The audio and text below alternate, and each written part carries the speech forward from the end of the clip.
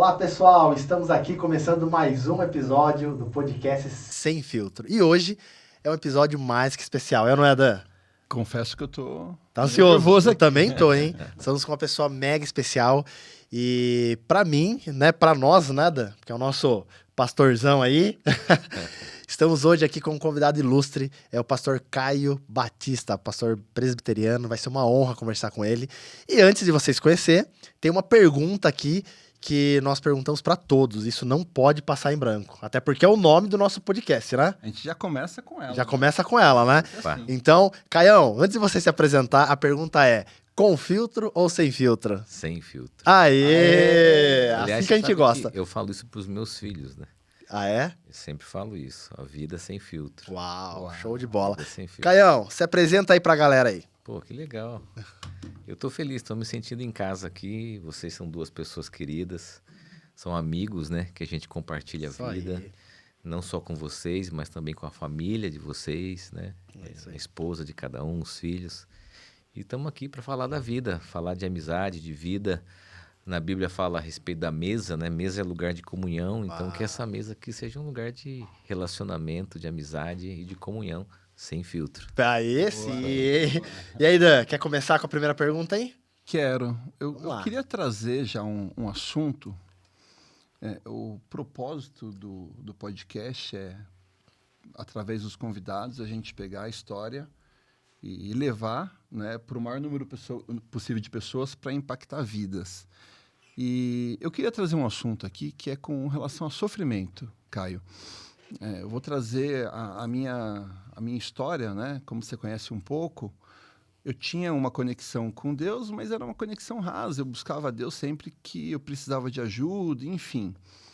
E no momento que eu mais sofri, no maior sofrimento da minha vida, que eu estava no fundo do poço, que eu entendi, né, o quanto eu precisava me conectar com Deus. Então, esse assunto, sofrimento, é um assunto que eu queria explorar muito e queria que você falasse um pouquinho sobre ele. A gente pode começar por ele? Opa! Esse é um tema que, inclusive, nos últimos anos eu tenho me dedicado, né? Uau. Primeiro por experiência de vida e segundo até porque essa experiência me levou a alguns lugares, alguns eventos, palestras, congressos, também escrevendo um livro sobre isso e gosto de citar a expectativa de achar amigos que ao invés de compartilharem troféus, queiram compartilhar cicatrizes, né? Uau. Há poder nas nossas cicatrizes. E essas cicatrizes apontam para situações de sofrimento, né? Ô, Caio, quando você falar poder na cicatriz, gostei disso, é forte, hein? Me explica melhor isso aí, cara. A poder na cicatriz, olha que legal isso. Cara, a gente vive numa sociedade competitiva, né? Tudo hoje vira em torno da imagem das pessoas. Perfeito. A gente tem essa expectativa de ser admirado e a gente quer sempre mostrar aquilo que é de melhor em nós, Sim. aquilo que a gente conquista, aquilo que a gente realiza. Não tem nada de errado com isso. A gente, inclusive, precisa de boas referências, Legal. como o trabalho de vocês, que vocês têm feito um ótimo trabalho. Mas quando a gente fala do poder da cicatriz, é a ideia de que você ser vulnerável e expor as suas fragilidades, os seus sofrimentos, você conecta pessoas Uau. a um poder de identificação. Quando eu digo eu também. Então, quando você fala, por exemplo, da sua experiência que te aproximou de Deus, com certeza tem muita gente aqui ouvindo e falando, cara, eu também me aproximei de Deus quando passei por uma situação difícil. E essas situações difíceis de sofrimento mostram o quê? Nossa vulnerabilidade. É muito difícil, eu tenho quase 20 anos de ministério pastoral, né? Sou formado em teologia, acabei fazendo uma especialização em cultura urbana, trabalhei muitos anos na área de comunicação, hoje eu trabalho na área de evangelização, plantação de igreja da nossa denominação, da Igreja Presbiteriana Independente do Brasil, sou pastor da Hub Sorocaba. Show. Mas eu gosto muito de ser conhecido como o marido da Aline, Caio da Aline, pai do Enzo, pai do Theo, pai do Luca, né? Legal. E essa minha história familiar é uma história de sofrimento que me leva a dizer eu também, puxa, eu também.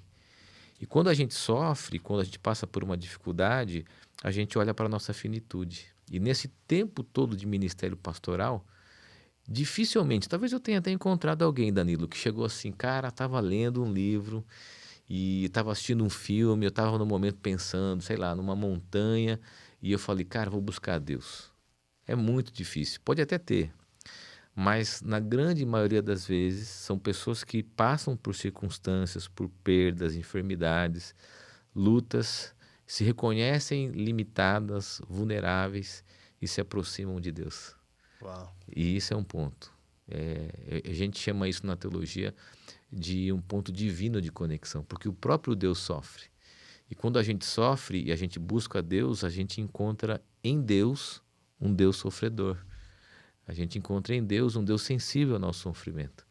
Então é uma das formas bíblicas da gente conhecer a Deus é através do sofrimento. Pouca gente fala sobre isso. É difícil mesmo. A gente vive num mundo, é o que você falou, onde a vitória é o que prevalece, né? Mas e as derrotas, né, meu? Eu lembro que eu tenho um tio em comum que você conhece, o Silão, que até hoje ele fala, cara, olha que louco, já se passaram mais ou menos acho que uns 20 anos isso, Caião. Olha, para não falar muita idade aqui, né? Mas ele fala para mim até hoje, ele fala assim, ó, cara, o Caio um dia fez uma pregação que ele falou assim, ó, há derrotas que valem mais do que vitórias. Exato. Né? E eu não sei, porque eu não tava lá, não tinha nem nascido, brincadeira. Mas ele fala que até hoje ele não esquece disso, cara. Olha que doido isso, cara. Eu escrevi essa mensagem baseado num livro do Donald Bailey, que diz que Deus estava em Cristo, né? E num capítulo ele diz que há derrotas mais valiosas do que vitórias. Uau. Porque a derrota e o sofrimento mostram os amigos, revelam quem são as pessoas que de fato nos amam, qual é a coisa mais importante em torno dessas relações familiares, mostram e trazem à tona o que nós amamos, né? Então, a gente percebe que o sofrimento, ele desnuda a gente, cara.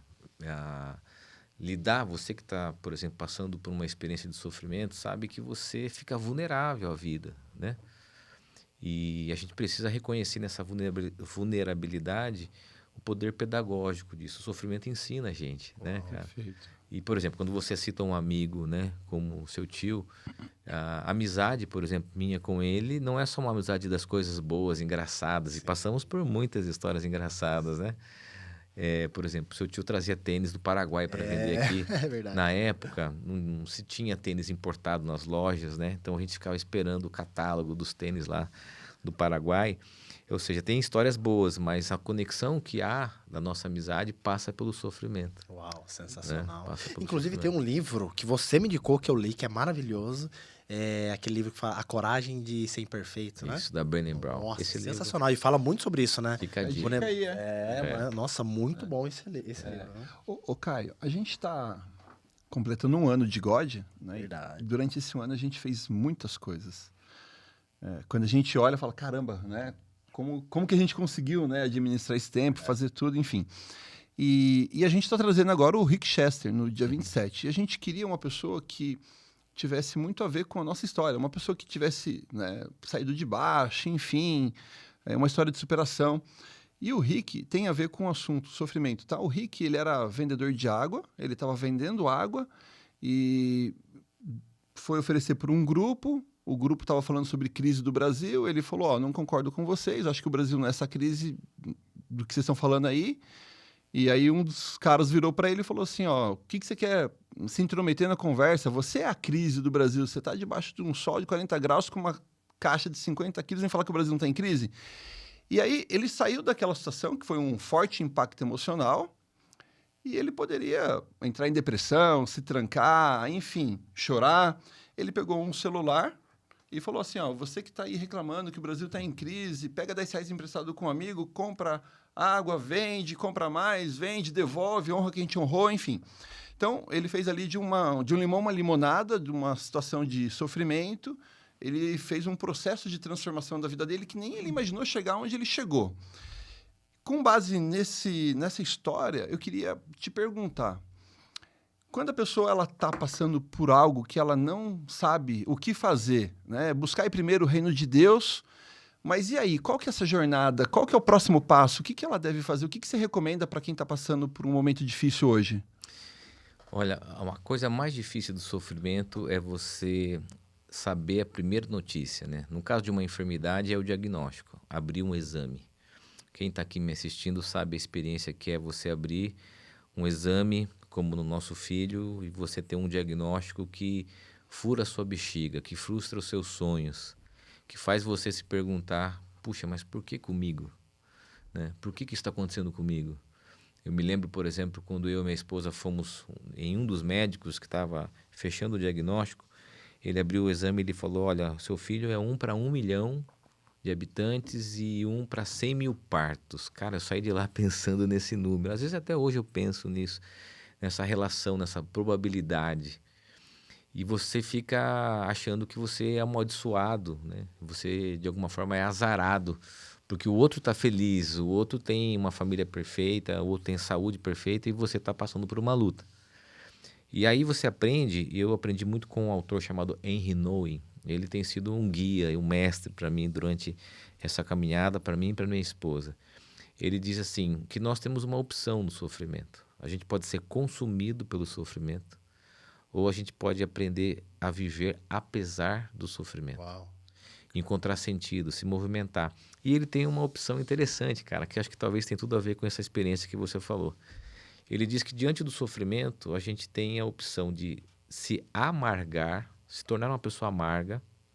A amargura é a primeira visita no coração, ou nós temos a opção de amadurecer. Qual que é a diferença? Quando você amarga, você fala, cara, eu sou amaldiçoado, eu sou... Isso muitas vezes até a religião acaba alimentando isso, porque o cara ele ora buscando cura e não vem a cura, ele acha que Deus não está ouvindo ele. E essa é a opção da amargura, de ressentimento. Mas há uma outra opção, ele diz, que é a opção da maturidade. E como que eu me torno maduro? É quando eu olho para o sofrimento e falo, o que isso está me ensinando? O que isso está me ensinando? E aí você passa pela superação, você passa pela ideia de olhar para as pessoas do lado e você vê que outras pessoas também estão sofrendo. Uma das coisas que eu sempre converso com o Keco no projeto PFR é que geralmente pessoas sofridas ou que sofreram são aquelas que são mais solidárias. Não é verdade, Keco? Nossa, total. Não é? Total.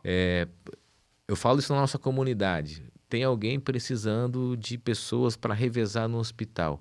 As pessoas que dão o nome para ir no hospital são todas pessoas que já têm um filho. São pessoas que são ocupadas, mas que em algum momento da vida receberam esse tipo de ajuda. Nossa, é isso mesmo. Então o caminho da maturidade, da superação, passa, Danilo e Keco, pela perspectiva de que dá para você viver no sofrimento. Uau. A minha sogra tem uma frase, eu quero aqui dedicar essa fala para ela. Quando a gente abriu o último exame do nosso filho, ela disse assim, a cura é lutar. Nossa. E essa é a nossa oração. A cura é lutar. Então, esse exemplo, a superação, a solidariedade, a maturidade, dizer, cara, eu não vou ser consumido. Eu sei que é difícil, não é simples assim. Porque é um caminho, um processo individual de cada um, que envolve família, envolve a nossa relação com Deus especialmente. Mas é possível você amadurecer. Quando você olha hoje, você falando sobre isso, cara, olha o que passou na minha vida. E hoje eu posso ensinar, posso compartilhar. O Keco fala, por exemplo, do que motivou ele a iniciar o PFR. É isso aí. Né? Não foi uma conquista, foi uma dor. Foi uma dor. Né? Cara, e é muito doido, porque assim, ó, quando você olha para o passado, a gente fala muito isso na God, né? A gente tem 2 caminhos, né? Ou condenação ou transformação, que é praticamente o que você está falando, né? Então eu olho para trás e falo, cara, o que eu vou fazer com isso? Ou vou me condenar e falar, cara, vou levar isso pro resto da vida, eu sou amaldiçoado, eu sou isso e pronto. Ou vou falar, cara, eu tô tendo a oportunidade de ter uma mudança, aprendizado, né? Igual você falou. E eu lembrei de uma frase, agora que eu tô tentando lembrar de quem que é, Caião, talvez você vai saber. Ele fala assim, não é uma frase, na verdade, perguntaram pra ele, deixa eu tentar lembrar quem é.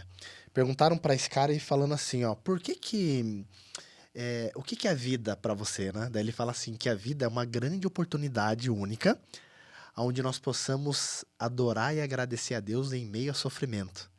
Porque no céu a gente vai estar, né? Num lugar onde não vai ter dor, não vai ter, né? Então vai ser meio que obrigação nossa, cara. A gente não vai ter preocupação, não vai ter nada.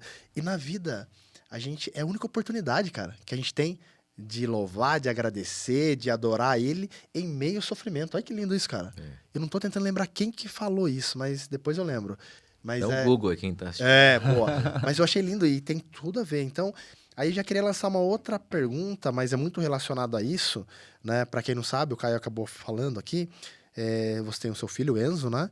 O Enzo, eu não lembro qual que é a doença que ele teve. Nós descobrimos no 6º mês, nós estávamos fazendo um exame de rotina, de um ultrassom, a gente descobriu ali naquele momento inicialmente havia uma possibilidade, nós fomos investigando até que nós chegamos no diagnóstico de uma enfermidade rara, uma síndrome rara chamada Arnold-Chiari tipo 2. Você vê que a diferença ainda tem tipo 2, né? Isso foi no 6º mês de gestação, aí nós começamos essa luta de diagnóstico, equipe médica, ele nasceu em São Paulo, também todo o processo de judicialização em relação à cobertura médica. Quando ele nasceu em São Paulo, dia 25 de agosto, dia do soldado, e nós passamos por uma experiência do médico dizer, olha, nós temos que superar 15 dias, a expectativa dele é 15 dias. E a gente foi lutando ali, né? Em uma semana ele já tinha feito 2 cirurgias, ele já fez mais de 11 cirurgias, e a gente chegou no consultório do médico, falamos, chegou 16º dia, conquistando. Daí o médico se virou para nós e falou, bom, agora é um dia de cada vez, né? Essa é a expressão que a gente sempre usa, um dos livros que a gente quer lançar é sobre isso, um dia de cada vez. A gente pode viver angustiado, com medo, ou a gente pode, de alguma forma, encontrar sentido e significado de valorizar. Vocês que conhecem a história do Enzo sabem que a gente conta os dias, né? Sim. Todo mundo que conhece um pouquinho sabe disso. E aí nós passamos por um processo longo. Hoje eu tenho que ressaltar, até porque nós temos um amigo em comum, que o plano de saúde é nosso parceiro. Boa. Mas nós temos uma UTI em casa, uma home care, uma equipe técnica toda que é também envolvida. Temos uma equipe médica, a doutora Sueli Samarra, que é uma parceira da vida. A minha esposa Aline, que dedica a vida dela a isso. As nossas famílias, né? Foi fundamental esse cuidado familiar. Minha sogra, meu sogro, meu pai, minha mãe, os meus irmãos, meu cunhado, todo mundo, e a igreja, né? Todo mundo é envolvido. Tem um amigo nosso da igreja que fala, o Enzo não é seu filho não, o Enzo é nosso filho, né? Mais interessante, cara, dessa história toda é que na trajetória a gente se conectou a muitas famílias, a muitas histórias. Até o PFR a gente se encontrou por isso também, né? Exatamente. O Henri Nouwen, que é esse meu autor predileto, você deve procurar, tem diversos livros, ele fala a respeito do mundo que sofre. Você encontra pessoas que sofrem mais do que você. Você sempre vai encontrar gente que sofre mais. E isso traz um conforto e um consolo. Então, quando você vive no hospital, você começa a viver esse universo. A minha esposa, ela tem lá uma rede de contatos e ela está sempre envolvida com isso. Você vai contando histórias e aí você vai vendo que a sua dor, ela é menor do que a dor do outro, que você pode ajudar a ser instrumento de conforto do outro. Cara, isso vai se transformando em algo terapêutico e em algo que nos ensina a caminhar para a maturidade. Cara, é muito doido isso, né? Eu acho que eu já falei isso em outras vezes, mas a gente que está nesse meio de ajudar o próximo, a gente não consegue parar, né? É esse sentimento maluco mesmo, porque você sai de uma, já entra em outra e vai indo, porque é uma coisa que as pessoas falam para mim assim, pô, mas como que você consegue, né, fazer tantas coisas ao mesmo tempo? Eu falo, cara, se eu falar, você não vai entender. Se você vê eu fazendo, talvez você vai querer. Mas se você sentir o que eu sinto, aí você não vai parar de fazer isso, né? E você falou da Aline, até ressaltando, a Aline é uma querida e a Aline é solidária pra caramba, né? Você chega com qualquer assunto pra ela, a primeira coisa que ela fala é assim, viu, mas você precisa de ajuda? Parece que tá nela já isso, né? Então, e aí você falando, né, de tudo que vocês passaram com o Enzo, e aí a pergunta que eu queria fazer pra você é, em meio a tanto sofrimento no mundo, assim, com um olhar humano, vamos dizer assim, um olhar racional, cara, como ter essa alegria que você tem, a gente que te conhece, como você tem outros 2 filhos, sim, né? Como administrar isso, né? E com português mais claro, como que você sorri, cara? Cara, você sabe, cara, eu acho que é uma série de situações que levou a gente a não se tornar pessoas amargas. Eu acho que os amigos foram fundamentais, cara. A gente tem amigos aqui, se eu citar mas gente que ia no hospital, tirava a gente de lá para tomar um café. Olha só, cara. Foram fundamentais. Por isso que é importante ter amigos no sofrimento, porque o sofrimento isola a gente, distancia a gente. A gente acha que a nossa dor é uma dor solitária, né? Eu sempre falo na igreja que ser solidário é tirar a dor do outro da solidão. Uau. Né? E a gente precisa fazer esse movimento. Então, os amigos fundamentais. Família, né? E vocês também têm 2 exemplos de famílias que mergulham junto total, né? Toda ação tá lá, a galera toda. Os filhos, que a gente percebe que cada filho tem uma demanda. Então, eu tinha que sair, às vezes, da UTI e passear com o Theo no shopping, jogar bola com ele, fazer esse movimento. A Aline, né? A Aline até mais do que eu. Ela também tendo que fazer essas 2 realidades, lidar com essa situação, com 3 realidades, né? Porque nós temos o Theo mais velho, o Enzo do meio e tem o Luca, que é o caçula. E isso faz com que a gente viva agendas diferentes e sem se culpar. Outro princípio, terapia. Façam terapia junto. Importante, né? Ajuda muito a gente a não se culpar, lidar com sentimentos de forma saudável, a relação saudável, casamento importante. Sabe que uma das perguntas que fazem sempre pra gente, para mim e pra Aline, é como a gente permanece casado, porque quem está vivendo num circuito de enfermidade como o nosso, é muito comum os casais se separarem. E a gente nunca passou por uma crise, né? A gente se mantém junto, cúmplice. E o principal, Deus. Uau. Sabe por quê? Porque nós nunca caminhamos sozinhos. A minha esposa fala isso. A gente nunca esteve sozinho. Dói, claro que dói, né? É difícil? É muito difícil. Mas o que faz a gente viver apesar de é a presença de Jesus. Uau. Sensacional. Eu gosto de uma coisa, eu me emociono até de falar isso. Tem um livro do Thomas Halleck que ele fala, o título do livro é O Curador Ferido. Ele fala sobre Jesus, né?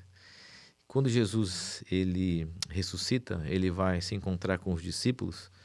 Tem uma pessoa que duvida dele, que é muito conhecida de nós, né? Que é Tomé. Tomé fala assim, peraí, deixa eu tocar você para saber aonde que ele toca em Jesus. Aonde? Caraca. Nas cicatrizes de Jesus, cara. Nas cicatrizes. Por isso que há poder nas cicatrizes, cara. Uau. Ele reconhece Jesus pela cicatriz de Jesus, cara. E lá em Isaías a gente vê o profeta Ele viu, dizendo, né? Jesus sendo e ele viu. Nossa, que legal. E ele aponta para a palavra lá do servo sofredor em Isaías, que diz que Jesus seria, né, um homem de dores que sabe o que é padecer. Sensacional. Então, quando Tomé toca na cicatriz de Jesus, ele reconhece um Deus que tem cicatriz. E como ele viu ele sendo, né, crucificado. Caraca, velho. Então, esse é o legal. poder da cicatriz. Sensacional. E isso responde por que a gente consegue viver. Porque a gente tem um Deus que sofre junto com a gente. Caraca, e assim, né, Caião? Outra coisa que eu acho que é legal, no meio do sofrimento, as pessoas que passam por um passado dolorido, né? Assim como nós, né? É gostoso estar perto delas, não é, cara? Traz um conforto. Eu falo isso porque eu sempre brinco assim, ó, se fosse pra você escolher, Caião, alguém pra... Vamos supor que você estivesse correndo algum perigo, eu chegasse e falasse assim, Caio, você tem a escolha de escolher um segurança do BOPE ou um segurança de, sei lá, um guarda privativo, enfim. Você escolheria quem pra cuidar da sua família, dos seus filhos, né? Certamente seria o BOPE. Mas aí você fala assim, por quê? Porque você sabe que os caras pra estar lá, meteu o saco na cabeça deles, jogaram os caras na água com bola de ferro, Parado, ficou né? 2, 3 minutos embaixo da água. Então, assim, eles passaram por tanto sofrimento pra estar onde tá, que isso gera um conforto, né, cara? Um exemplo, eu pego a minha mãe, se eu falar pra minha mãe, eu falo assim, mãe, durante um mês a senhora vai ter que comer arroz e feijão, a senhora aguenta? Ela dá risada, ela fala, claro que eu aguento. Agora, se talvez eu falar pro meu filho, cara, talvez no 3º dia ele vai reclamar. E é doido isso, né? Então, o sofrimento, ele traz essa maturidade que você falou e, ao mesmo tempo, ele traz segurança pras pessoas, né, cara? Que tá... Mas a questão do sofrimento, o Caio falou uma coisa aqui que eu não posso deixar passar. Quando você falou como ser feliz em meio ao sofrimento. E aí o Caio falou, todo mundo que ajudou ele, mas ele falou assim, cara, os amigos que me convidaram para tomar um café e tal. Eu vou dar uma navegada aqui, mas eu vou chegar no objetivo. Eu gosto de sempre comparar a empatia com a compaixão. A empatia, eu me coloco no teu lugar. E a compaixão, eu sinto o que você sente. Então, para exemplificar isso daqui, uma vez a gente foi fazer um evento, o pessoal estava fazendo lá o check-in, só que estava chovendo, e aí eu tive empatia. Eu me coloquei no lugar das pessoas, falei, pô, tá errado, não pode. Daí, quem estava cuidando falou, cara, mas não tem que fazer, tá chovendo. Então, tipo, não, então fica na chuva. Daí eu peguei e falei assim, putz, mas se fosse minha esposa com meu filho aqui nessa chuva, como que eu me sentiria? Bota todo mundo para dentro, né? Então, Legal. tive compaixão. E a gente está falando aqui da PFR, do propósito servir, como ajudar. E eu digo que a pessoa que está disposta a servir não é somente com dinheiro, pelo contrário, dinheiro é o menor dos pontos que você pode ajudar. É você estar disposto a ter disponibilidade, então o cara está precisando da minha ajuda, eu estou aqui disposto a ajudar ele. E o outro é ter mobilidade. Então, o amigo dele, quando viu que ele estava lá no hospital, passando por dificuldade, falou assim, eu estou disposto a ajudar. Mas eu tenho mobilidade para ir lá no hospital, chamar ele para tomar um café? Então, o fato, olha para você ver, lá atrás, aconteceu há quantos anos atrás, né? E ele lembra, cara, o que te fez, né, esquecer um pouco o sofrimento e ser feliz? Ele fala com os amigos, o café que eu tomei. Então, eu estou colocando isso daqui para deixar claro que muitas vezes o que para você pode ser nada, para o próximo pode ser muito. E pode aliviar esse sofrimento. Com certeza. E aí, queria emendar, já mandando uma pergunta, Caio. Você falou um dia de cada vez. Quantos anos teu filho está completando? Vai completar 15 anos agora, 15 dia anos. 25 de agosto. Quantos dias? Cara, você sabe que ontem minha esposa fez essa pergunta? Tem um software na internet que faz o cálculo. Eu nem vou imagino, fazer daqui a pouco. Vou pedir ajuda aqui do meu amigo aqui. Entra aí e calcula dia 25 de agosto de 2008.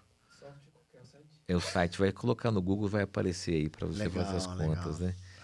E aí nos aniversários que ele faz, a gente divulga lá a quantidade de dias. Caião, né? mas isso que o Dan falou é importantíssimo mesmo, né? A gente que tá na PFR, a gente sabe, a gente acaba ajudando as pessoas através de... infelizmente assim, né? Ou felizmente, sempre envolve grana, né? Porque, cara, precisa construir uma casa, precisa comprar alguma coisa e tal, mas o que mais chama atenção é na disponibilidade das pessoas, cara. Isso que me deixa muito feliz, meu. O Brunão, seu cunhado, né, meu amigo, nós São temos Paulino? São Paulino. São Paulo, Brunão. Ele tem o trabalho lá na nossa comunidade, na nossa igreja, que é o Aquecer, né? Que Sensacional. Sai pra, né? Nossa. E ele fala diversas vezes o testemunho de pessoas bem-sucedidas, das mais diversas classes sociais também, estudantes, casados, que vão lá e que terminam, falam, cara, fez muito bem para mim. Há um vazio hoje da vida que é preenchido com a solidariedade. Uau. A solidariedade, ela preenche esse vazio. Porque a gente tem tudo, cara. Hoje a gente é insatisfeito não porque falta alguma coisa, a gente é insatisfeito porque a gente tem tudo. É uma maluquice a sociedade que a gente vive. É verdade. Você falou do filho, né? Eu brinco em casa, que é a geração que não sabe tomar Yakult, cara. Eles tiram um lacre e viram um gargalo. Como que a gente tomava Yakult? A gente fazia um furinho, bem... ia lambendo durante o dia, né? O bis, cara, a gente destacava as partes do bis, né? É verdade. 3, 4 bis para... Né? Na minha casa nós éramos em 4. E então hoje é uma cultura de excesso. A cultura de excesso leva a gente à insatisfação. Não leva a gente a ser preenchido. Leva a gente a ficar insatisfeito. E a solidariedade, eu creio que a solidariedade preenche esses vazios. Então, quando a gente vê lá, por exemplo, né, os eventos da PFR, da igreja, outros, até a questão do Enzo, quando a gente faz mobilização para outras famílias, né, como a gente sempre faz, a Aline faz os bazares, as pessoas trabalhando, cara, se sentindo realizada, se sentindo assim, puxa, estou fazendo algo por alguém, né? Eu acho que há poder quando a gente compreende que o sofrimento pode ser solidário, né, cara? Porque essa coisa boa do sofrimento, assim, a vida, o exemplo, né? A gente tem que destacar. Eu estou escrevendo um livro que fala sobre isso, né? Quando o texto bíblico fala de que pergunto para Jesus, puxa, mas por que ele é assim, né? Olhando para uma pessoa que tem um problema de cegueira e fala assim, por que ele está assim? Foi o pai dele, quem que aconteceu? Uma maldição? E Jesus fala, não, isso aconteceu para manifestar a glória dele. Uau. Né? No sentido de que a existência humana, nós sofremos porque somos humanos, mas a graça e o amor de Deus pode se manifestar sobre os nossos limites, sobre as nossas deficiências, né? Então a gente pode olhar para tudo isso e encontrar sentido e propósito. E aí a gente consegue se movimentar, cara. Quando você fazem essas mobilizações, que vocês estão envolvidos aí, por exemplo, no domingo à noite, Sim. né?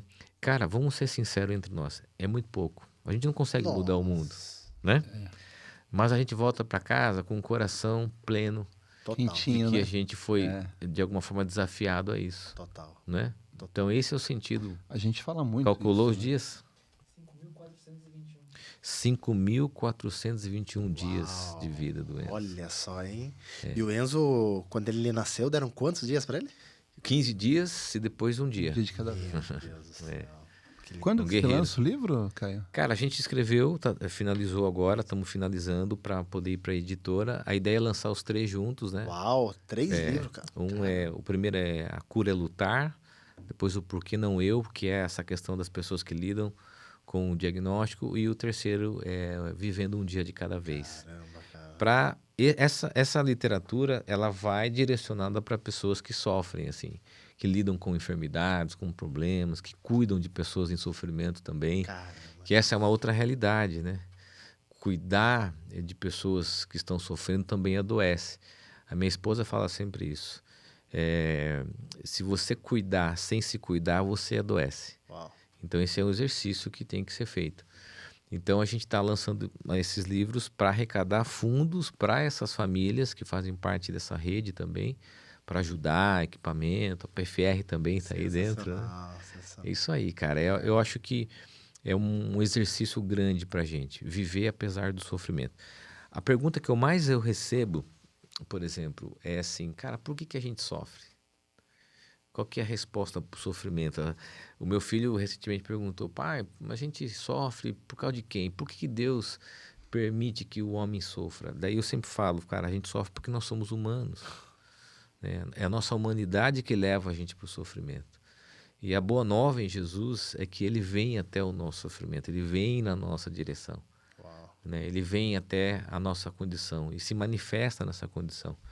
Então esse é o exercício, né? Para a gente partilhar. E aí para vocês, por exemplo, que trabalham com isso, com gestão de pessoas, vocês têm a ideia de desenvolver pessoas, Legal. dizer para elas o seguinte, ó, as áreas frágeis, as lutas que vocês têm, as cicatrizes, elas podem fazer parte do processo. Uau. Elas podem te ajudar a ser um ser humano melhor, elas podem tornar você um líder mais sensível, mais humano, mais solidário. Você não precisa colocar a sujeira para debaixo do tapete, você não precisa esconder o que você fez de errado, mas você pode trazer isso para a mesa, porque através da sua luta e do seu sofrimento alguém pode se identificar. Sensacional. Né? Cara, ou seja, as vitórias não são só as Ferraris da vida, né? Não são só as mansões, não que seja, né, seja ruim isso, pelo contrário, mas são as cicatrizes também, né, cara? Né? Eu adoro esses filmes de guerra, assim, né, meu? Mó legal. E você pode ver que os líderes é os caras que mais têm cicatriz, né, cara? Aqueles caras com a cicatriz no rosto e tudo cortado. Significa que já passaram por muitos, né, cara? E então esse cara já é um vitorioso, né? E quem não tem cicatriz na vida, Caio? Quem não tem, não? O Benjamin diz isso, né? No reino do amor, só soldados feridos podem servir. Uau. Caião, aproveitando essa palavra amor, cara, o amor no meio do sofrimento é importantíssimo, né? Boa. Cara, o amor, ele faz a gente... tem um movimento bíblico muito interessante, né? A gente fala sobre amor, para a cultura que a gente vive, amor é só sentimento. Biblicamente, não se separa a palavra amor de atitude e sentimento. Assim, se a gente for fazer um estudo bíblico a respeito do amor, a gente vai primeiro perceber que Deus é amor. Então a gente olha para Deus e percebe que Deus não só fala que ama, ele demonstra. Uau. Então o amor bíblico é um amor que não separa, não divorcia palavras e atitudes. Uau. Andou Então, junto. anda junto, cara. Então o amor bíblico é falado e vivido, é Sensacional. expresso e praticado. E a gente precisa compreender isso. Porque senão a gente fica só num amor teórico e a gente esquece que o amor bíblico tem a ver com a manifestação de um Deus que é amor e que não se separa isso. Isso é um ponto importante. Cara, a gente ouve muito a questão, cara, não sei se você deve receber bastante perguntas como essa. Nós temos bastante, né? Eu tive bastante amigos que passaram por situações difíceis em questão à rejeição, né? E esses dias nós fizemos uma reflexão lá na God. A rejeição nada mais é do que a falta de reciprocidade de um amor que nós gostaríamos que tivesse, né? Então, geralmente vem de pai, vem de mãe, vem de parentes, enfim. Mas quando a gente vai pro nosso primeiro mandamento lá, amar Deus sobre todas as coisas, a gente fala, cara, se eu realmente amo a Deus sobre todas as coisas, será que eu preciso me sentir rejeitado, cara? Será que Deus não me ama, né? Então, e eu percebo que quando eu lanço essas perguntas para as pessoas que estão se sentindo rejeitadas, cara, é muito doido, assim, você vê na feição delas, assim, sabe? Elas param para pensar e começam a refletir e começam a mudar. Porque, às vezes, Caião, nós amamos mais os nossos filhos do que o próprio Deus, né, cara? Eu falo isso porque eu tenho comentado muito com o Yuri sobre isso, sabe? Eu falo assim, filho, o papai te ama. Você ama o pai? Eu amo o pai. Mas eu quero que você me Deus primeiro. Aí ele falou, mas por quê? Eu falei, porque eu não tenho coragem de dar você pra ninguém. E ele teve coragem de dar o seu único filho pra alguém. Então hoje, se você perguntar pro Yuri, ele fala assim, quem que você ama mais? Seu pai ou Deus? Ele fala assim, primeiro Deus. Né? Então, e isso faz uma diferença enorme nas nossas vidas, cara. Eu falo porque eu tive um momento da minha vida que eu fiquei depressivo, Caião. E foi onde eu me afastei de igrejas. Fiquei, eu acho que mais ou menos uns 3 anos, assim, sabe? Ia em uma igreja aqui, outra lá, tal. E ali eu percebi que esse momento de depressão foi no momento que eu me distanciei de Deus, cara. E aí eu falo assim, cara, por isso que eu me senti daquele jeito, cara. Eu saí da minha origem, né, cara? É literalmente um peixe fora da água, uma planta fora da terra. A gente morre, né, cara, sem a nossa origem, né? Então, eu acho que se não houver esse amor, cara, mas o amor primordial, né, que é amar Deus sobre todas as coisas mesmo, eu acho que aí é onde começa a acontecer muitos problemas aí nas nossas vidas, né, cara? Mas é interessante, né? Porque a gente só consegue amar a Deus porque Ele nos amou primeiro. Exatamente, Né? exatamente. 1 João 4,10, eu falo sempre isso em casamento, né? Diz que nisto consiste o amor, não em que nós tenhamos amado a Deus, mas Ele nos amou primeiro. Então é um movimento interessante. Deus me ama, eu o amo, e por o amar em resposta ao seu amor, eu posso amar alguém. Amar alguém. Então você deveria falar pro Yuri assim, ó, Yuri, eu só te amo porque Deus me ama amou primeiro. e eu amo ele. Legal. Né? E é uma coisa muito intensa. Para quem tem filho, eu gosto sempre de dar a experiência. O Danilão tá na expectativa de viver essa experiência amanhã, pela terceira vez aí, né, cara? Rafaela tá chegando. Tá Chegando. chegando. Cara, eu não sei vocês, mas é uma redimensão do amor, né, cara? Total. É uma adrenalina de amor. Quando o filho nasce, cara, é uma explosão que muda toda a visão nossa sobre a vida, sobre as coisas, né? É intenso. Mas a gente ama sem conhecer, cara. A gente ama. Impressionante, né? É, cara. A gente ama. E é um amor tão pleno, tão intenso, né? E também com responsabilidade, porque alguém te dá e fala, ó, tá aqui, cuida, né? E esse amor E também. você dá sua vida Pô, por ele, assim, sem titubear, né? cara, Assim, e é um amor pré-existente, é. né? E se a gente tem essa capacidade, imagine o próprio Deus. Ele ama a gente antes de tudo, né, cara? Eu conto a história, cara, assim, e falo isso na nossa comunidade, vocês talvez tenham ouvido. Quando o Theo nasceu, meu mais velho, foi uma experiência fantástica, porque eu sempre quis ser pai, minha esposa também, nós decidimos o nome dele na época do namoro, os meus pais estavam vivos, meu pai queria ter um neto, homem, aquela coisa toda cultural, né? E quando ele nasceu, a galera estava lá, foi aquela celebração, foi uma experiência fantástica. Eu não queria assistir o parto, morri de medo. Aí um amigo muito querido, Marcão, cara, o Marcão falou, cara, você vai assistir. E ele me deu esse ânimo e coragem para entrar. Eu fui assistir, foi uma coisa maravilhosa. Eu me arrependeria se não tivesse participado daquele momento. Aí, cara, foi aquela expressão assim, plena de amor. Quando o Enzo, a gente ficou sabendo dele, nós fomos numa consulta em São Paulo, o médico chamou a gente depois da consulta e falou, olha, você tem que se preparar, vocês têm que se preparar, porque possivelmente ele venha com algum traço e alguma deficiência física.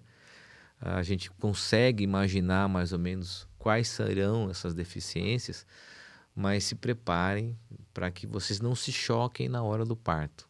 Cara, aquilo foi uma situação muito delicada, assim, cara. Eu comecei a ficar com medo de não amá-lo, de rejeitá-lo, Keco. Eu lembro de ir para casa, aquele pensamento repetitivo. Eu acordava de madrugada, fui falar com a psicóloga e ela dizia, não, calma, uma coisa de cada vez. Mas, cara, minha cabeça a milhão, dizendo, cara, eu amei o primeiro intensamente, plenamente, ainda amo, né? E será que vai ser a mesma experiência do segundo? E eu fiquei nessa tensão. Eu lembro de conversar com a Aline, falar com ela, e a Aline bem mais tranquila que eu. Calma, a gente vai amar, fica tranquilo. Uau. E eu fiquei nessa tensão, porque o primeiro foi pleno e o segundo tinha uma expectativa de ele vir a óbito no nascimento. Ele tinha que fazer cirurgia no mesmo dia. Quando nós entramos no centro cirúrgico, tinham lá mais de 25 pessoas, equipe de neurocirurgia, equipe de neonatal para poder fazer isolamento, para não ter contaminação. Muito diferente do primeiro. E a gente estava morrendo de medo, assim, de receio. E eu lembro de ficar de mãos dadas com a Aline ali do lado, a equipe médica lá, muito tenso. E o Dr. Moron, né, ele, um cara muito querido, ele falou alto assim, falou, pastor, número 6. Aí eu falei, o que é isso? Número 6. Eu falei, cara, alguma guia, estava na época com processo, tinha entrado com liminar, falei, mano, só falta ter esquecido alguma guia médica, né? Pus a mão no bolso e ele repetiu, número 6. Eu falei, número 6, acho que ele confundiu, sei lá o que era o que ele queria dizer, eu não estava entendendo o que ele queria dizer. E ele repetiu, pastor, repita aí a bênção apostólica. Números, capítulo 6. Aí eu entendi, cara. E aí eu comecei a falar no centro cirúrgico. Que o Senhor te abençoe e te guarde. Uau. O Senhor faça resplandecer sobre ti o seu rosto. E ele tirou o Enzo, cara. E eu recitei a bênção, como eu faço no culto dos domingos. Olha, cara, arrepia. É, cara. E a gente começou a chorar, cara. E eu amei, cara. Amei numa intensidade como o primeiro, diferente do primeiro, tão intenso como o primeiro, mas diferente do primeiro, como foi diferente do Luquinha. E aquela foi uma experiência, assim, de amor, de plenitude, cara. Assim, nós demoramos 11 dias para encostar nele, porque ele teve que ficar isolado. Mas foi pleno pra gente, pra mim, pra minha esposa, pra Aline, amá-lo. E aí a gente transporta, pô, se a gente que é falho, com todas as dificuldades que a gente já tem essa capacidade de amar, isso só é possível porque Deus nos amou. Né, cara? Amanhã você tá lá, você já tá amando a Rafinha, você nem sabe quem ela é, você pré-ama ela já ali, tá ali pronto, cara. É exatamente esse amor surreal, né, que a Bíblia nos apresenta, cara, de um Deus que nos ama. E é esse amor que impacta a vida da gente, cara. Uau, cara. Eu tô e é quase você... chorando aqui já. Você já tá emotivo já, né, mano? Que isso, Caio. Pega leve com gente. Caião, mas ó, você falou uma coisa importante, né? Se nós, imperfeitos, já amamos, imagina Deus, né, cara? Cara? Que é perfeito. A gente não tem noção do amor de Deus, né, cara? É muito doido, né, meu? O que atrapalha muito é a religiosidade, né? Caio, essa é outra pergunta. Boa. Antes de entrar na parte da religião, deixa eu só mandar mais uma sobre o sofrimento aqui. A gente fala muito, Caio, sobre quem eu sou, né? Então, identidade. Eu sou filho amado de Deus. Se eu sou filho amado de Deus, eu tenho capacidade e merecimento, né? Então, a gente quebra essas crenças. Ontem, a gente foi almoçar com um casal. Acabei de conhecer eles no almoço e fiquei encantado com a história deles. E esse rapaz, ele tem uma identidade muito fortalecida. Imagine uma situação em que o cara trabalhava 26 anos numa empresa e aí um belo dia o amigo dele liga desesperado, praticamente chorando, porque recebeu o comando que teria que desligar ele. E esse rapaz que desligou ele estava mais nervoso do que ele. Falou, cara, calma, tá tudo bem, né? E aí, conversa vai, conversa vem, ele contou a história dele no almoço, eu achei impressionante, eu estou trazendo isso para a mesa, por quê? Uma vez que você entende quem você é e você não provocou isso, né? Ele não deu a fresta ali para o mal entrar, tá? Ele pegou e falou assim, tá tudo bem. Ele não sofreu com o futuro, e agora o que vai ser da minha vida? Como que eu vou arrumar um outro emprego e tal? Porque ele entendeu que ele deu graça para aquilo que estava acontecendo. Então, o que poderia ser um grande sofrimento para ele, uma vez que ele tem a identidade muito fortalecida, ele sabe quem ele é, filho amado de Deus, ele não sofreu. Faz sentido isso? O Tim Keller diz que quando a gente tem consciência que nós somos amados, nós não ficamos desesperados em buscar amor em outras coisas. Porque num livro que ele tem, Fé e Trabalho, ele diz que a nossa cultura hoje diz que nós somos o que nós trabalhamos. Então, a nossa identidade está no nosso trabalho, produtividade, na nossa fama, na nossa admiração. E a nossa identidade, partindo do ponto de vista bíblico, está na nossa relação com Deus, filhos e filhas. Né? Vamos lembrar da história do filho pródigo? O filho chega, Jesus conta essa história, essa parábola. Fala, me dá a parte que cabe a mim aqui. Eu falei sobre isso ontem no Conexão, lá no Hub. Dá minha parte. Ele pede. O pai dá a parte para ele, ele vai, gasta tudo, vai para uma região distante. A cultura da época dizia que essa antecipação de bens fazia com que ele tivesse que ir para longe para não prejudicar o trabalho do pai, e também desfiliava ele como filho. Ele não era mais membro da família. Quando ele antecipa a herança, ele perde o direito da filiação. Ele deixa de ser filho. Uau. Só que quando ele volta e o pai o avista, corre na direção dele, o abraça, traz uma roupa nova, coloca anel no seu dedo, o que acontece? Ele volta a ser filho. Essa história é fantástica para a gente entender a graça de Deus. O Henry Nouwen tem um livro sobre isso também, o Tim Keller também tem. Fala exatamente sobre essa identidade. O filho pega o dinheiro, o amor de Deus o persegue, né? Tem uma canção do Felipe Valente, vai atrás dele, e quando ele volta a ser filho. Uau. O anel faz com que ele volte a ser filho. Por isso que a Bíblia fala em adoção. O pai novamente vai atrás da gente e nos tem como filhos e filhas. A verdadeira identidade é a conexão com o pai.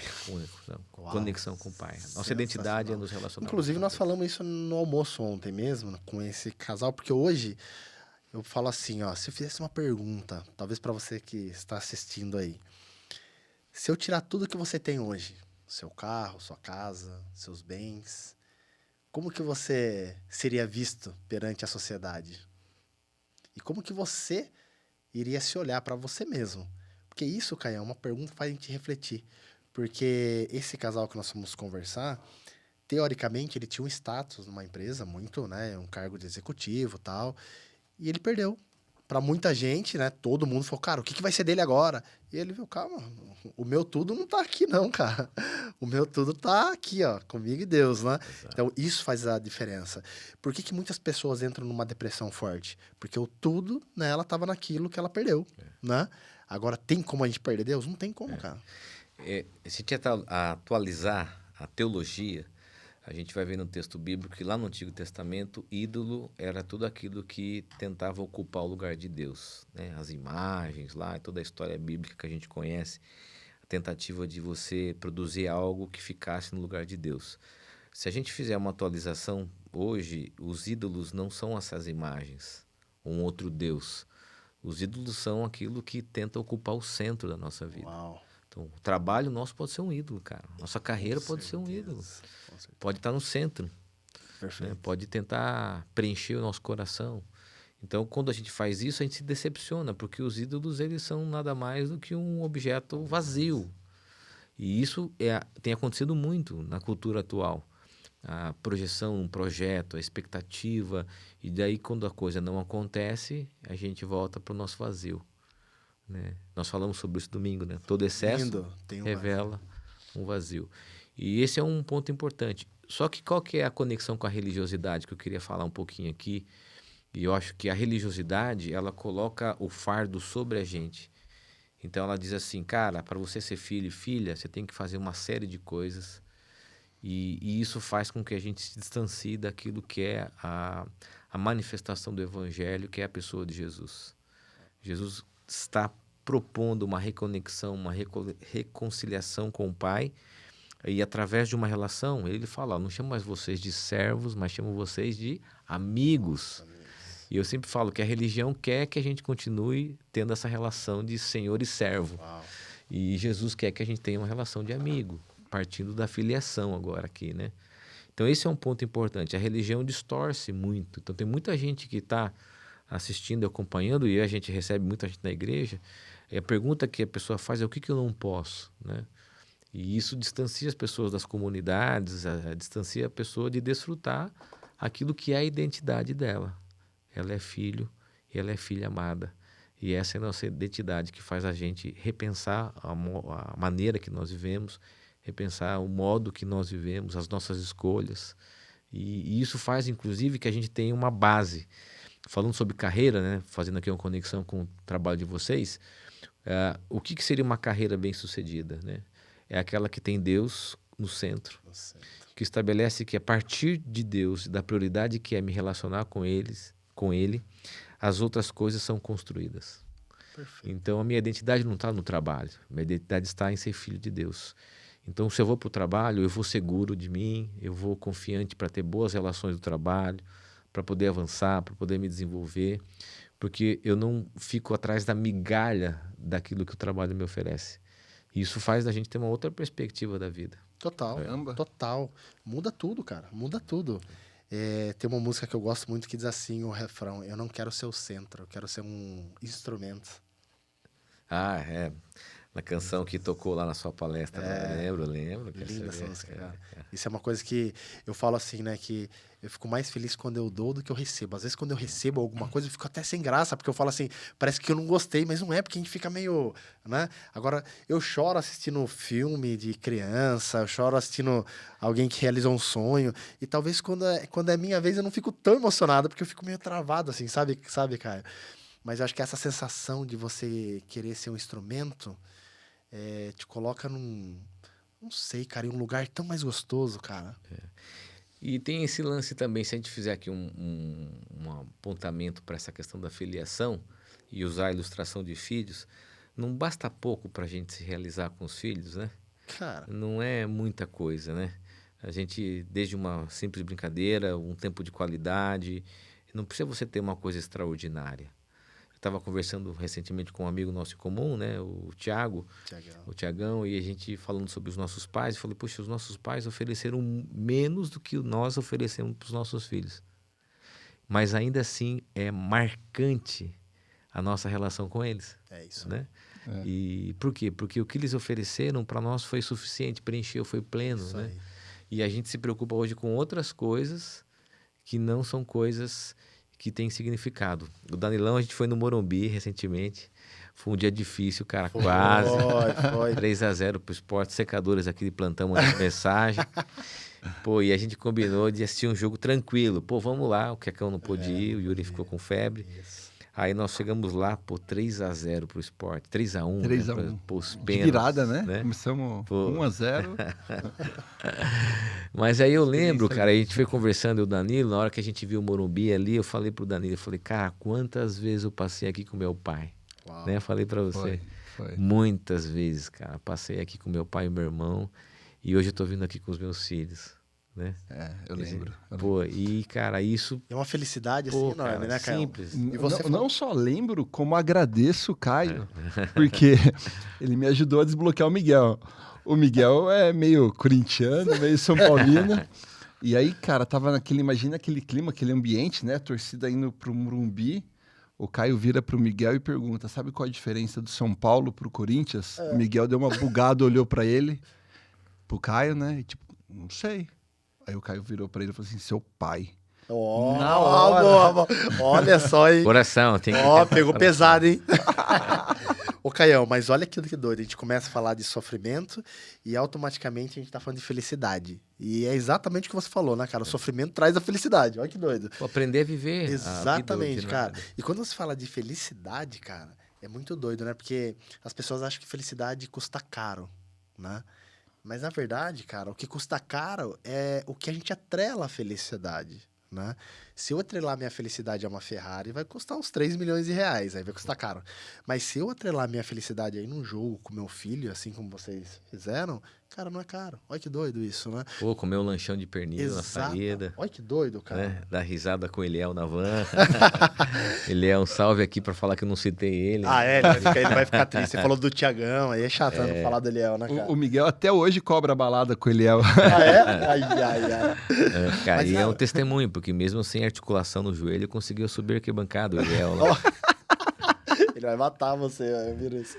Mas, ó, Caião, que doido esse lance de felicidade. Porque eu vejo as pessoas falando assim, Caião, pô, por que eu era feliz antes, né, meu? Que eu não tinha nada e hoje que eu tenho tudo eu não sou feliz. Aí, mas o que custou pra elas ter tudo isso, né? Cara, você sabe que um dos dias que eu fiquei mais feliz, eu vou usar a palavra contentamento. A Bíblia tem uma palavra que eu gosto muito, que é contentamento, tem a ver com satisfação. Paulo fala que ele aprendeu a viver contente em qualquer circunstância. Uau. Um dos dias mais importantes da minha vida foi essa experiência que eu vou contar para vocês. O Luca era pequenininho e ele estava naquele período de ainda vazar o xixi à noite, né? Ele era pequeno e a gente fazia uma escala em casa, então, para fazer esse período onde eles param de fazer xixi, né? E então a gente fazia uma escala em casa. A Aline acordava um dia, outro dia era eu. Acorda 2 horas da manhã, vocês passaram por isso também, né? Aquela fasezinha de transição. E eu me lembro que era o meu dia. Acordei de domingo para segunda-feira, 2 horas da manhã. Fui lá, o Luca era bem pequenininho, peguei o Luca, levei ele no banheiro, sonolento, segurei ele e ele fez xixi. Uau. Tal, né? Aí fui pra cama, dormi. No outro dia, eu fui revezar com a minha irmã no hospital para cuidar do meu pai. Meu pai já estava na luta, na enfermidade com ele, teve um câncer. E na madrugada de segunda para terça, meu pai me cutuca e fala: filho, me leva no banheiro. Cara, daí eu instantaneamente levantei, peguei e levei meu filho no banheiro. Meu pai no banheiro. Meu pai. Levei meu pai no banheiro e meu pai estava muito frágil. E segurei meu pai para fazer xixi. Quando eu olhei no relógio, era a mesma hora. Nossa. Um dia antes, eu estava levando o meu filho. Meu Deus. Outro dia eu estava levando meu pai. E isso para mim foi um motivo de contentamento, cara. Porque eu me vi no meio da vida. Uau. Eu me vi cuidando daquilo que é precioso para mim, que é o meu filho.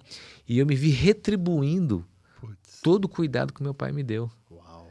E eu lembro de pegar o telefone e chamar a Aline de madrugada, assim: amor, você não sabe o que eu acabei de fazer. Ela falou: o que aconteceu? Eu falei: acabei de levar meu pai a fazer xixi no mesmo horário que eu levei o Luca. E eu fiquei contente, cara. Porque é um privilégio isso. Um privilégio me encontrar naquele momento dentro de um circuito da vida saudável, de existência, onde você fala assim: cara, é isso. Meu pai sempre foi um cara muito carinhoso, muito amoroso, muito cuidadoso, que ensinou, inclusive, a mim e os meus irmãos a cuidar, porque isso fazia parte da linguagem dele. E se eu pude demonstrar cuidado pelo meu filho, é porque eu recebi o cuidado dele e eu estava fazendo aquilo. Cara, eu me vi no meio da minha vida. E eu me vi satisfeito, cara. Parecia que eu tinha comprado uma Ferrari ou alguma coisa que eu não vou conseguir comprar, mas eu me sentia assim realizado. O sentimento, cara, de que a vida ela pode encontrar um sentido, mesmo naquela condição. E eu falei assim: cara, eu não vou me esquecer desse momento nunca mais, cara. Que massa, hein? Sensacional. Cara, olha que exemplo de felicidade, velho. Se você resumir isso, imagina você chegar pra alguém e falar assim: cara, o dia mais feliz da minha vida foi quando eu fui levar meu pai a fazer xixi. Olha que forte isso, cara. Você tem noção? No mundo de hoje, cara. Contentamento, né? E o contentamento nada mais é do que sou grato que eu tenho hoje, né? É isso, né? Essa palavra, Tô feliz a com o que eu tenho gratidão, hoje. acho que tem tudo a ver com a felicidade. Eu sou grato pelo que eu tenho hoje. Quando você está reclamando, aí tem muitas pessoas que gostariam de estar na vida que você tem hoje, cara. Né? E você está reclamando. Eu acho que eu já falei isso, Caio. O meu pai falava muito isso pra mim, que quando a gente se compara com alguém que tá, sei lá, passando por mais dificuldades que nós, gera essa gratidão, né? E quando você olha pra alguém que tá talvez um pouco mais acima, vamos dizer assim, né? Já conquistou várias coisas e tal, aquilo te gera esperança. E você, no meio disso, cara, se você tiver essas duas visões, você vai ser uma pessoa grata. Porque se você olhar pra trás, vai te gerar gratidão. Porque fala: cara, eu tô melhor que esse cara. Se você olhar pra cima, vai te gerar esperança.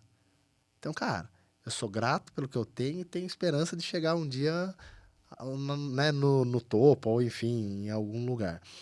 Mas faz muito sentido, cara, essa questão de felicidade nas coisas mínimas da vida. Nos detalhes da vida. Nas coisas simples, né? Isso, nas coisas simples, cara. Eu vejo pelo Yuri, o que ele tem de brinquedo lá, guardado, o que ele mais gosta de brincar é com panela, com A felicidade mora nas tampa de coisas Tupperware. A gente fez até uma tag, né, escrita isso: a felicidade Sim. mora nas coisas simples, né? A gente encontra sentido nisso, né? Eu não sei, eu tô ficando velho, né, cara? Daí eu tô ficando meio saudosista, assim, os amigos dão risada. Para mim, o cheiro das coisas tem lembrança. Então, quando eu sinto o cheiro de alguma coisa, ou quando eu como alguma coisa, o sabor tem lembrança. Eu tô nessa fase de 44 anos, na metade da vida, e eu me vejo, feliz e contente de comer uma coisa que eu comia com os meus pais, ou fazer alguma coisa que eu faço com os meus filhos, que eles gostam de fazer, ou com a Aline, né, especialmente com a Aline. E eu estou nessa fase da vida hoje de olhar para o contentamento mesmo. Sabe por quê, Quecão? Nós temos 2 enfermidades hoje, cara, que são cruéis. Uma é comparação, que você falou. A internet é um local onde a gente exibe os nossos troféus, né, bicho? Se você olha para a vida dos outros, você vai ficar consumido por uma ansiedade. Nossa. Então a gente olha para aquilo e fala, cara, por que eu não tenho aquilo? E a gente tem que ter essa visão bíblica do contentamento, da gratidão e de se contentar com aquilo. E a gente tem outro problema, nós somos competitivos. E a gente tem dificuldade. Hoje, aquele versículo que diz, você tem que chorar com os que choram, se alegrar com os que se alegram. Hoje, mais difícil é se alegrar com os que se alegram. Hoje é mais difícil. E aí, por ser competitivo, a gente não consegue ser amigo. A gente não consegue se alegrar com o outro. Pô, Quecão, cara, me alegro com você. Eu tenho o hábito sempre de mandar essa mensagem para as pessoas. Cara, me alegro com você. E dizer isso porque a gente vive num mundo, cara, muito competitivo. Uau. Eu sei que ele é competitivo, não vai deixar de ser, ele é cruel, ele é competitivo, a gente tem que aprender a lidar com isso. Mas para quem caminha ao nosso lado, a gente se alegrar, cara, com a conquista do outro e dizer assim, cara... É um desafio. É um desafio, cara. E esse é um ponto, a simplicidade aponta para isso, a alegria do outro. Cara, mas é real, você consegue se alegrar com o outro? Sim, cara, eu consigo me alegrar. Sensacional. Eu consigo me alegrar. E você falando isso, Caião, assim, eu acho que serve até pra gente, como que estou vivendo hoje?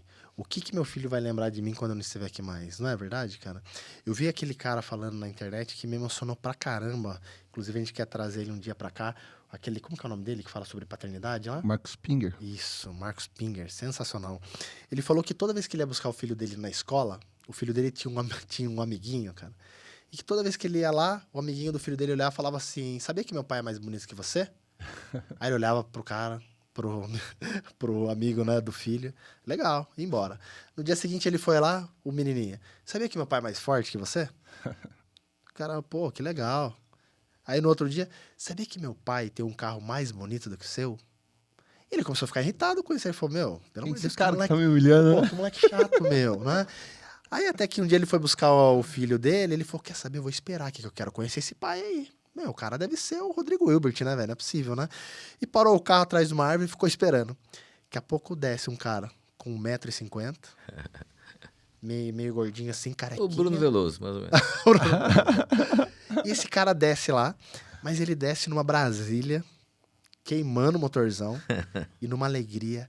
Filhão, o papai chegou. E o menino vai correndo, abraça o pai pega o filho, joga pra cima e faz aviãozinho com o menino e coloca assim, pela janela o menino no carro. Aquela alegria toda. E ele falou que ele ficou olhando aquilo, trouxe uma emoção. Ele falou, caraca, velho, olha a felicidade do menino. Eu tô aqui, né? Eu tenho 1,70 m e poucos, ele falou. Pô, eu tenho um carro legal. E o menino me humilhando aqui, né? Falando que é mais feliz do que eu. O que eu quero dizer com isso? Cara, a felicidade não é não estar nas coisas, cara. Estar nas experiências, né, E é um cara? desafio nessa rotina, né, cara? O ambiente online consome muita gente. Por ser competitivo, a gente tem que ser produtivo. A gente tem que estar sempre fazendo alguma coisa. E isso está, de alguma forma, levando a nossa vida. Está roubando o nosso tempo, né? Roubando o nosso tempo. E o significado do nosso tempo. Eu sempre falo que saudade é ter um coração cheio. E o modo que a gente vive hoje não vai deixar saudade. Olha, cara. Porque a gente não está preenchendo a vida, a gente está ocupando a vida. A gente está ocupando a vida, né? E isso é um fato. Caião, você acha que o excesso de informação hoje, isso também acaba complicando um pouco? Eu lembro numa pregação que eu vi você falando, que me marcou muito. Você estava falando sobre o excesso de informações. E você falou assim, pô, antigamente a gente pegava um álbum fotográfico e via, assim, fotos de, né, sei lá, fotos de 10 anos atrás. Fala, nossa, olha como eu era. Hoje o Facebook, Instagram lembra a gente de um ano atrás e fala, meu Deus do céu, como eu era, né? Pô, eu falo que é uma esquizofrenia social, a própria rede social lembrar a gente das coisas. É verdade, Cara, é verdade. é uma coisa maluca. É uma coisa Você entra maluca. hoje e fala, pô, tem uma foto sua de 4 anos atrás. Então, assim, e antes, cara, antes você via álbum de, né? E esse excesso de informação, você acha que prejudica um pouco, Caião? Eu tenho um fator que prejudica mais ainda, que é o excesso de exteriorização. Uau. Então, o excesso de tudo tem que ser exteriorizado e você tem que controlar uma narrativa. Porque na internet, eu não sou o que eu sou o que eu desejo ser. Desejo ser. Então, essa possibilidade de você Isso aí.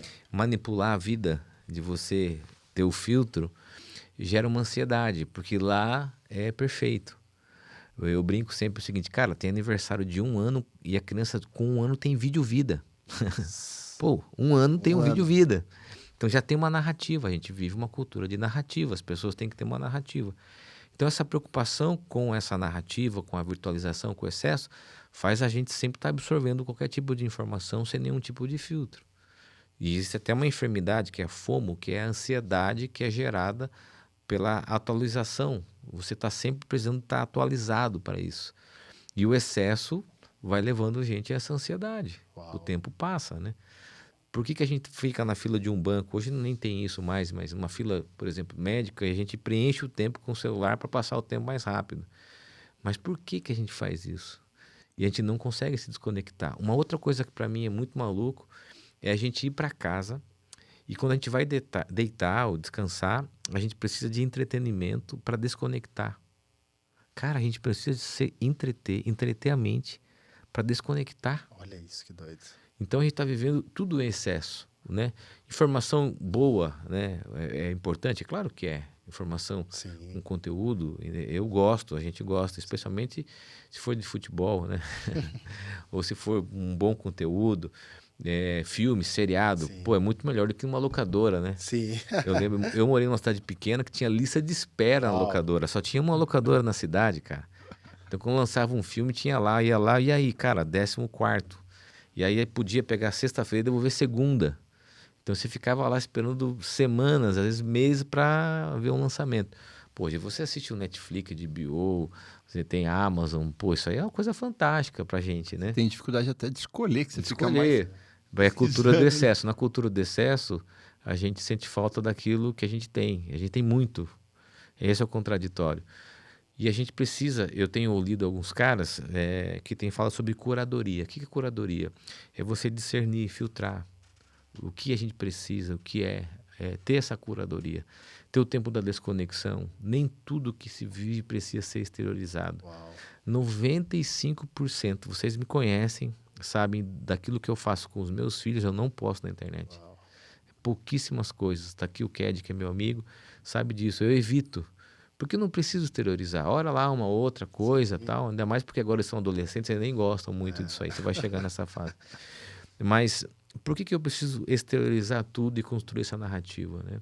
É legal o conteúdo, é trabalho, a gente tem que estar lá. Eu estou lá por causa da comunidade, do conteúdo, eu dou aula, tenho o trabalho que eu faço.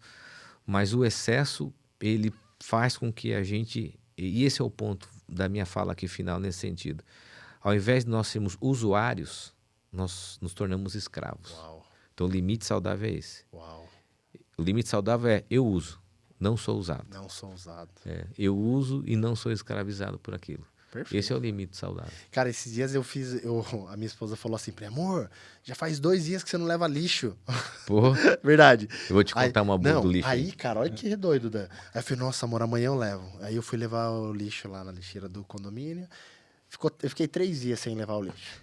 Cara, e nessa que eu fui pegar o lixo, cara, sem brincadeira, mas tinha um saco gigante de lixo em casa. Eu falei, cara, 3 dias só? Olha quantas coisas a gente consumiu, cara. Juro pra você que eu voltei e falei assim, amor, não acho que eu tô ficando doido, mas olha quanto... Ela até brincou comigo, ela falou, amor, não vai filosofar agora aqui, né? Eu falei, não, mas é verdade, cara. Eu fui levar assim, cara, eu fui jogar, aí é caixinha de chocolate, é caixinha de sei do quê. E nossa, cara. Aí você começa a olhar, cara, aqui você fala assim, meu Deus do céu, como nós somos consumistas, cara. É surreal, né, cara? O lixo é o desafio, né? Tem uma falei, história que eu brinco sempre. Eu moro no condomínio de uma rua só, né? Então a gente tem que levar o lixo. E os meninos jogam bola. E é minha responsabilidade. Agora é uma coisa boa de adolescente que é a responsabilidade do Theo jogar o lixo. Mas na época era minha. Então eu tinha a Merivona lá, abria a parte de trás, colocava o lixo, chegava na frente, porque era um caminho longo, abria o porta-malas, já tinha até um local de proteção, pegava o lixo e jogava o lixo.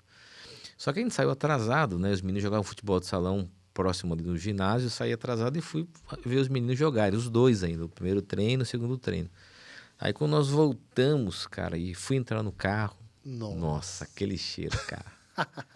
Aí o Luca, pequenininho, falou assim, pai, a mãe vai te matar.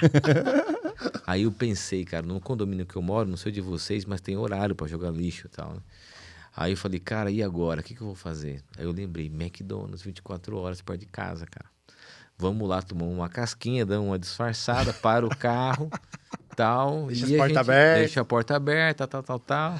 Peguei os meninos, ó, não fala nada, tal. Abri, pum, dei uma disfarçada, joguei o lixo. Fomos pra casa. Chegamos em casa, tal, daí ali, nossa, demoraram, tal. E o Luca era pequenininho. Nós fomos tomar sorvete no McDonald's. Como assim? 11 horas da noite, né?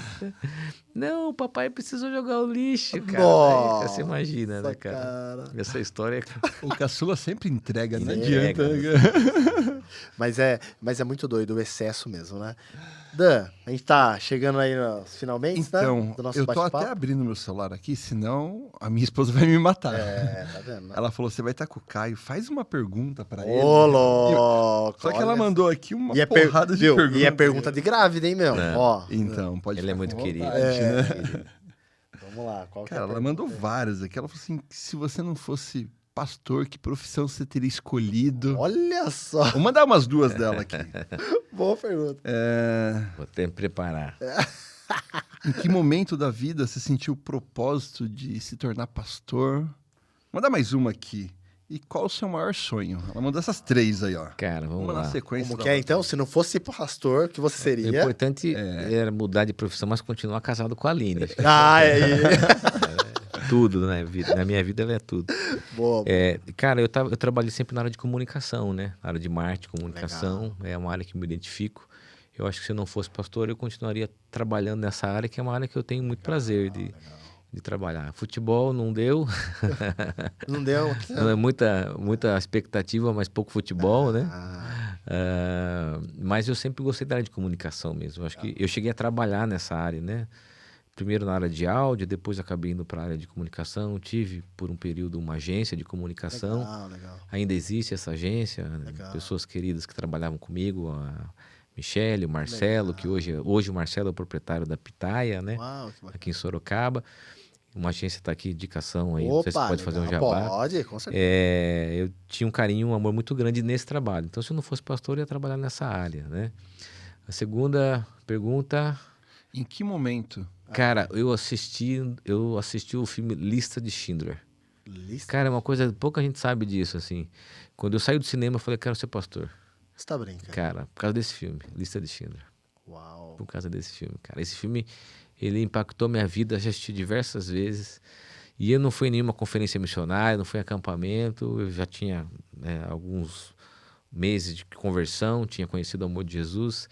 E eu assisti o filme, eu saí daquele filme em lágrimas e falei, eu quero ser pastor, cara. Foi assistindo esse filme. Pouca gente sabe disso. Fiquei curioso, Boa não pergunta. assisti esse filme ainda. E tem a última aí. Qual o seu sonho?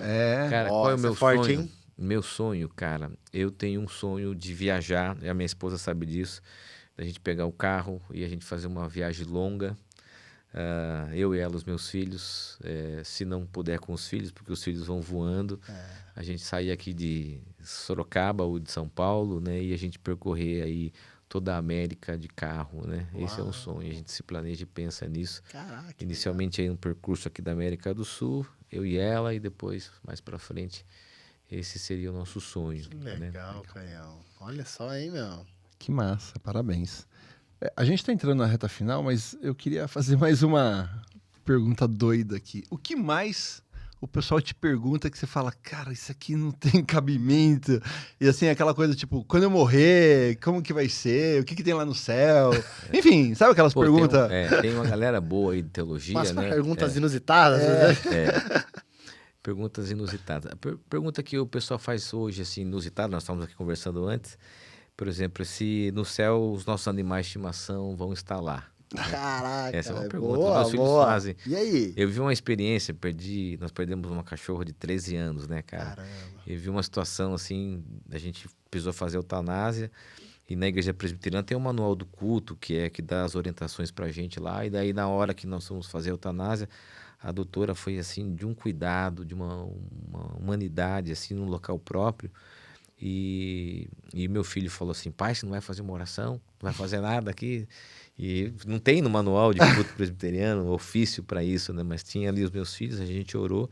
E meu filho perguntou, e as pessoas sempre perguntam pela internet, se no céu a gente vai ter os nossos animais de estimação. Então essa é uma interpretação minha, livre, pessoal, tá? Tá. A Bíblia fala que em Jesus ele reconcilia todas as coisas. A criação é reconciliada. Então eu creio nessa reconciliação através de Cristo de todas as coisas. E isso inclui a criação. A criação é reconciliada. A criação, ela aponta também para a eternidade. Então eu creio nisso. Eu creio que a gente vai ter a possibilidade de se relacionar plenamente com a criação. E isso inclui os nossos pets afetivos aí, queridos, que a gente tem. Eu creio nisso. Uau, Essa é uma pergunta, né? A outra pergunta que fazem é se é pecado torcer pro Corinthians. Eu falo que é. Ah, não, isso é pecado. Aí, isso é pecado. Isso aí não é. Esse é pecado, né? Geralmente as perguntas se baseiam em relação a pecado, né? Se é pecado, se não é pecado. É uma pergunta que vem há séculos aí, né? Em relação a isso. Mas hoje a pergunta que faz é muito em relação a essa questão do pet. É uma das perguntas Que doido. mais diferentes que tem, Legal, né? cara. Cara, que desafio, né? Mas que papo gostoso. Não dá vontade de ficar o tempo todo aqui. Não, falando não, ouvindo, né? Ouvindo. Né? Ouvindo, né? Compartilhando. Vocês também. Rael, a gente tem uma admiração enorme por você. Eu te conheço um pouco mais tempo, né? E o Dan, né, veio junto aí nessa. E, cara, a gente tem um carinho muito grande. Obrigado por todos os ensinamentos que você dá para nós, não só aqui hoje, mas como todos os domingos de manhã. Né? Eu tenho orgulho de falar da Hub, né, da igreja. Eu falo, pô, cara, vamos lá conhecer, porque eu sei que, né, o carinho que você tem pelas pessoas. E o que mais me chama atenção em você é você estar presente em todos os lugares, cara. Não sei, a gente brinca, né? A gente fala, cara, como que o Caio consegue se preocupar com várias pessoas ao mesmo tempo? A gente tá na igreja, lá acaba, quando acaba o último louvor, na hora de despedir, você vê o Caião lá no final, cumprimentando todo mundo e falando com... E falou, tchau, você tal. Falando com várias pessoas ao mesmo tempo. Então, esse carinho, esse amor que você passa...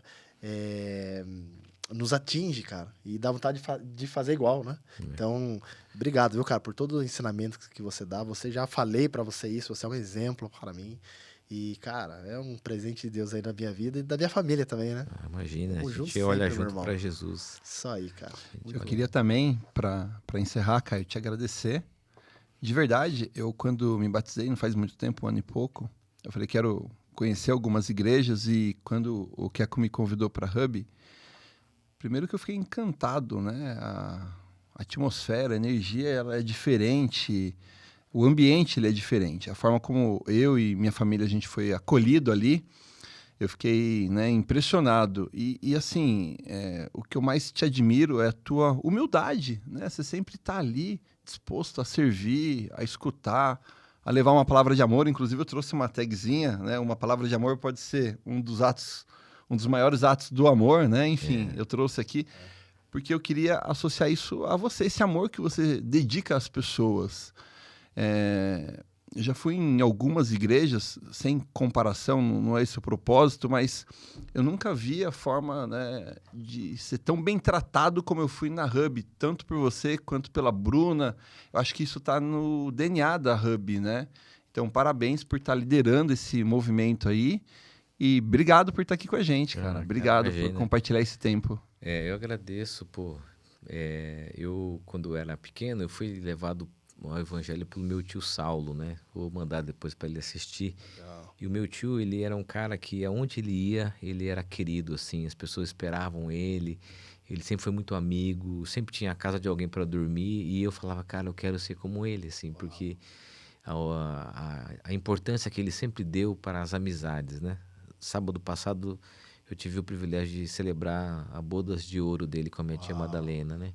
Então ele me ensinou, ele foi um cara fundamental para me ensinar assim, essa paixão por pessoas, por amizade, que é possível você ter amigo, você ter acesso às pessoas.